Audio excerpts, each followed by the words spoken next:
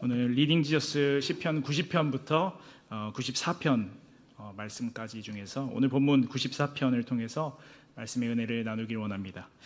우리가 이 세상을 살아가면서 참으로 이해가 되지 않는 때가 있습니다. 분명 불의를 행하는 자들이 잘 살아가고 또 각종 비리와 부정부패를 일삼는 사람들이 오히려 더 높아지고 더 많이 누리고 더 편안하게 살아가는 그런 모습을 보게 됩니다. 그런 현실을 바라보면서 우리가 그런 생각이 들 수도 있습니다. 세상은 참 불공평하다. 정직하게 사는 사람들이 이렇게 손해를 보는 것일까? 하나님이 살아계신다면 어떻게 이럴 수가 있을까? 그렇게 우리는 생각할 수 있습니다.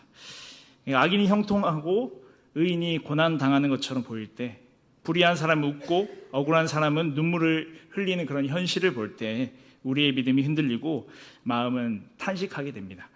그런데 오늘 우리가 읽은 이 시편 94편은 그러한 현실 속에서 우리가 한 가지 중요한 사실을 기억하라라고 말하고 있습니다. 하나님은 침묵하신 분이 아니시고 우리에게 무관심한 분도 아니시고 우리의 모든 것을 보시고 모든 것을 들으시고 모든 것을 아시는 분이라는 사실입니다. 그리고 하나님은 온 세상을 의롭게 판단하시는 심판자이시라는 것입니다. 그래서 오늘 시편 이 94편은 광야 같은 우리가 살아가는 이 인생 가운데 우리에게 말씀하십니다. 심판자이신 하나님을 기억하라. 그래서 오늘 본문 1절에 보니까 이렇게 말하고 있습니다. 1절 말씀을 우리가 다시 한번 읽겠습니다. 여호와여 복수하시는 하나님이여 복수하시는 하나님이여 빛을 비추어 주소서. 아멘.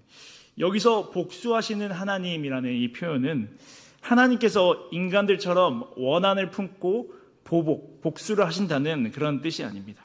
그렇게 만약 감정에 휘둘려서 복수하시는 하나님이시라면 우리 어떻게 됐을까요? 아마 뼈도 못 추렸을 것입니다. 진작 번개를 맞았으면 맞았고 운석이 떨어졌으면 떨어졌지 우리가 살아남지 못했을 겁니다. 그러나 참으로 다행히도 하나님께서는 그런 분노에 휩쓸려서 복수하시고 우리에게 갚으시는 분이 아니십니다.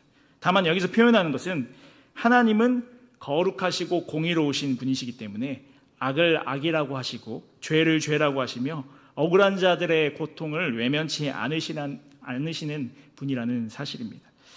그러므로 하나님의 복수는 원수가 외나무 다리에서 만난다. 아버지의 원수를 갚기 위해서 20년이 기다렸다. 이런 어떤 그 멘트처럼 인간의 어떤 보복이 아니라 하나님의 공의로운 보응이라고 할 수 있습니다. 즉 선과 악을 정확하게 판단하시는 공의로운 재판장으로서의 하나님입니다. 그래서 악인들은 하나님이 어디 있느냐 또는 하나님이 보이지 않는다고 말할 때 우리가 보기에도 하나님이 이렇게까지 침묵하시나 하는 것 같지만 결코 하나님은 무관심하지 않으신다는 사실입니다.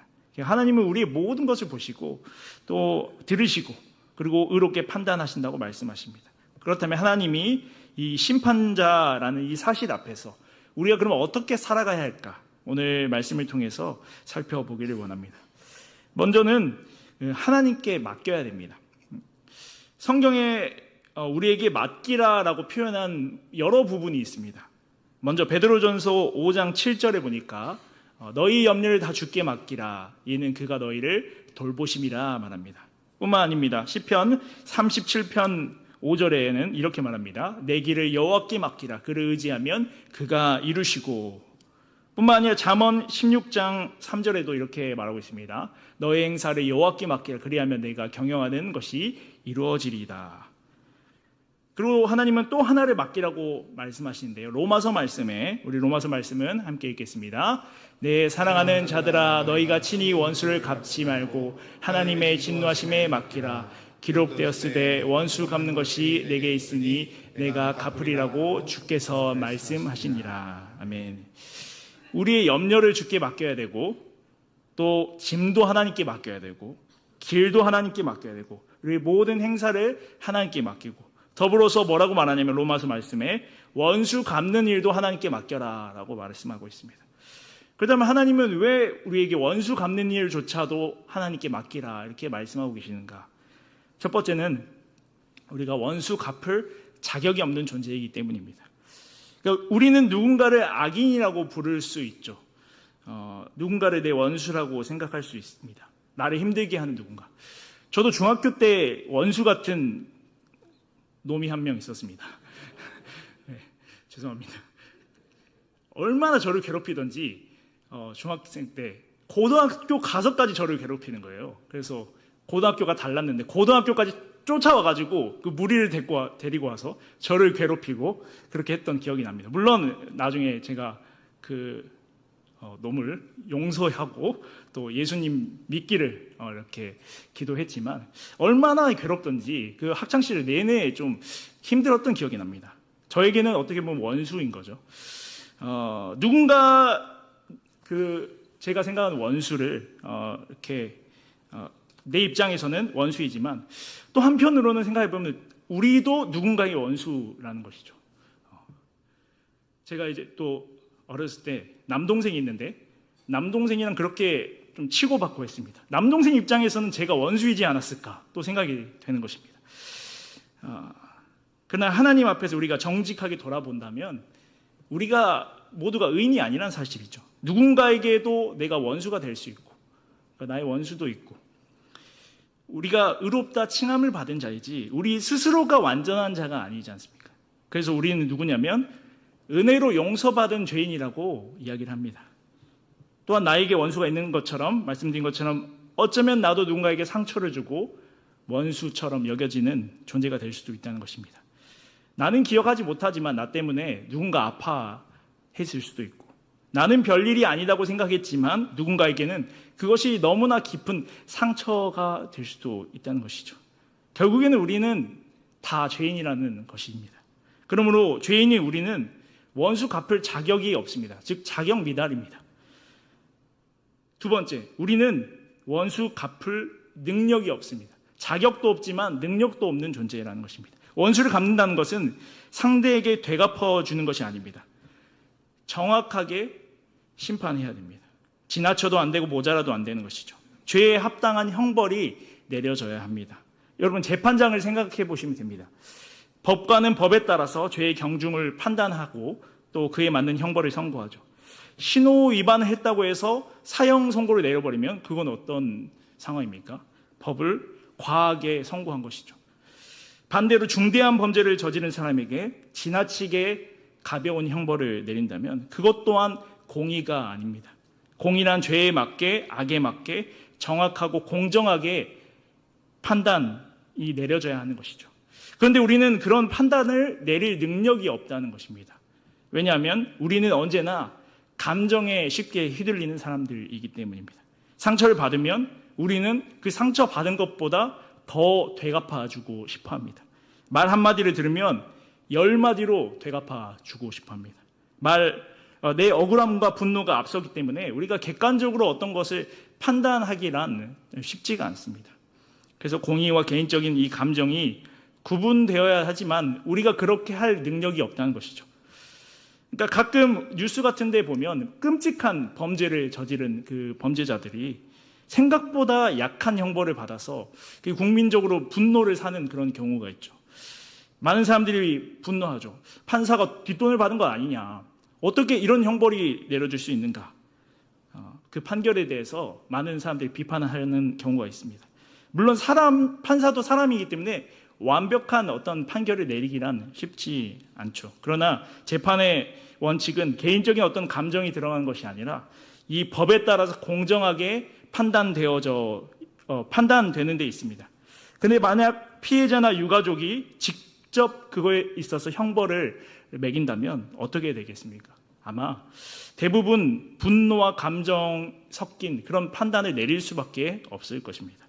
그래서 현대사회는 사적인 어떤 복수를 금지하고 법정에 우리가 심판을 맡기게 됩니다. 마찬가지입니다. 하나님께서 원수 갚는 일을 우리에게 맡기지 않으셨습니다. 왜냐하면 우리는 공의로운 심판자의 역할을 감당할 수 없기 때문입니다.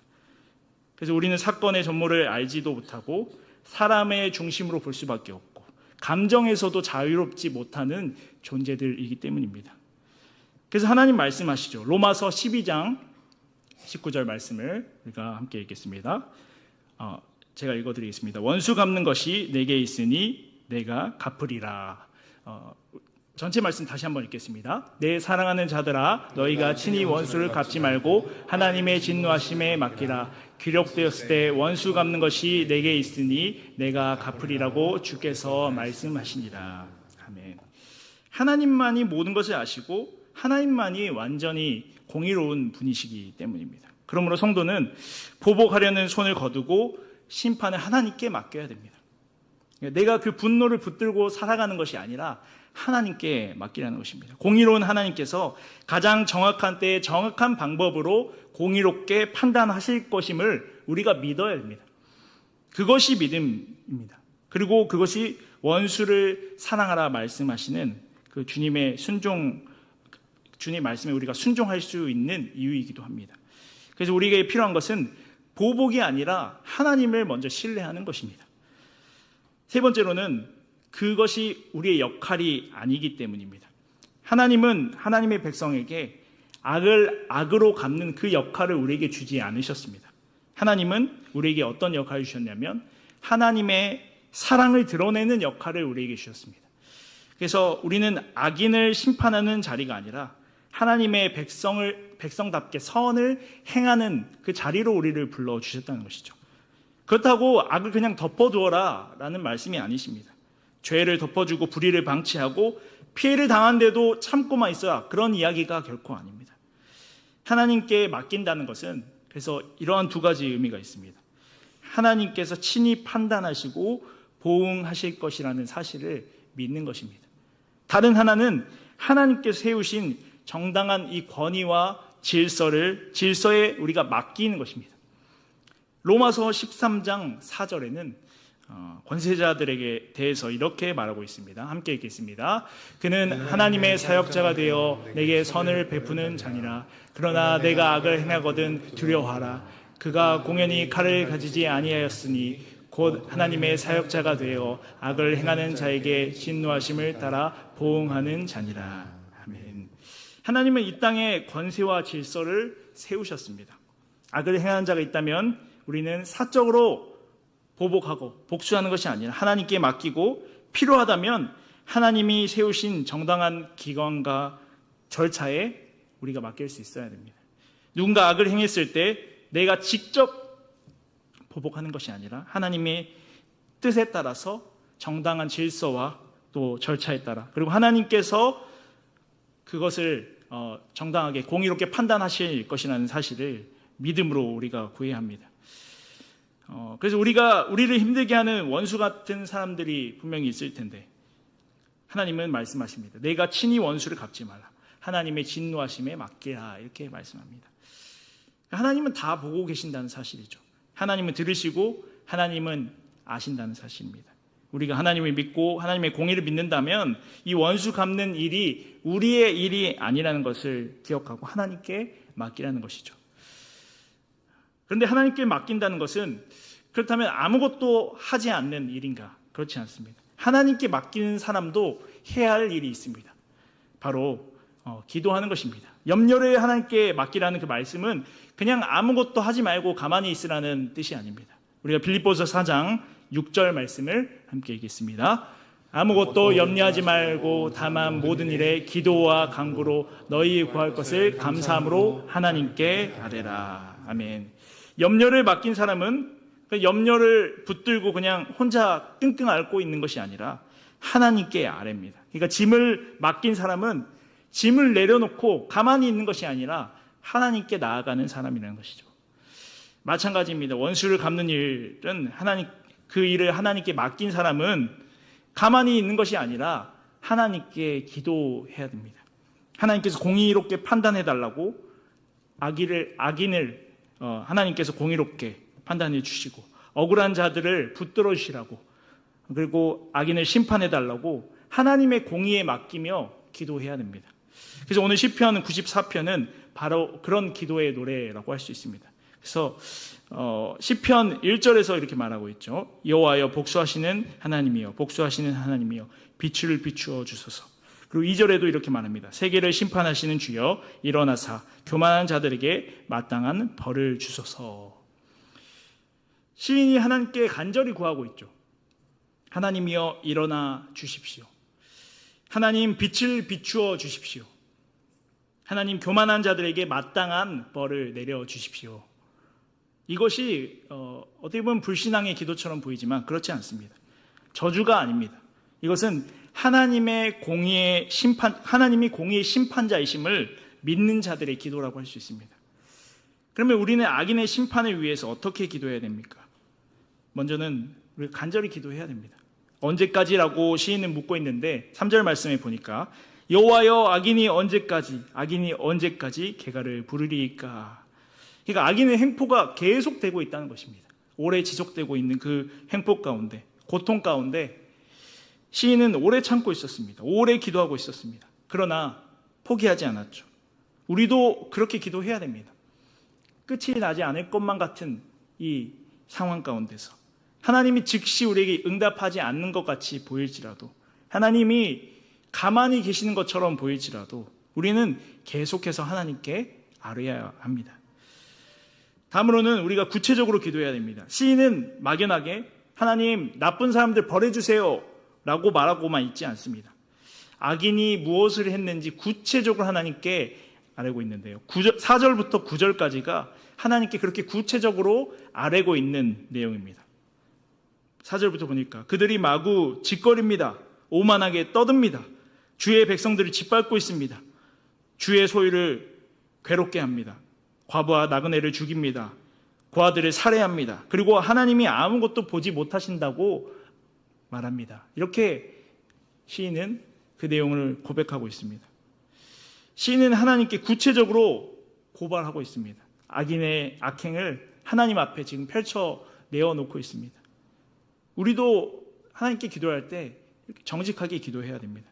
하나님, 그 사람이 이렇게 말했습니다. 하나님, 이 일이 이렇게 돼서 제가 많이 아픕니다. 하나님, 이런 불의가 있었습니다. 하나님, 이 악이 멈춰졌으면 좋겠습니다. 물론 하나님께서 우리의 이런 모든 사정을 모르시기 때문에 우리가 기도하는 것은 아닙니다.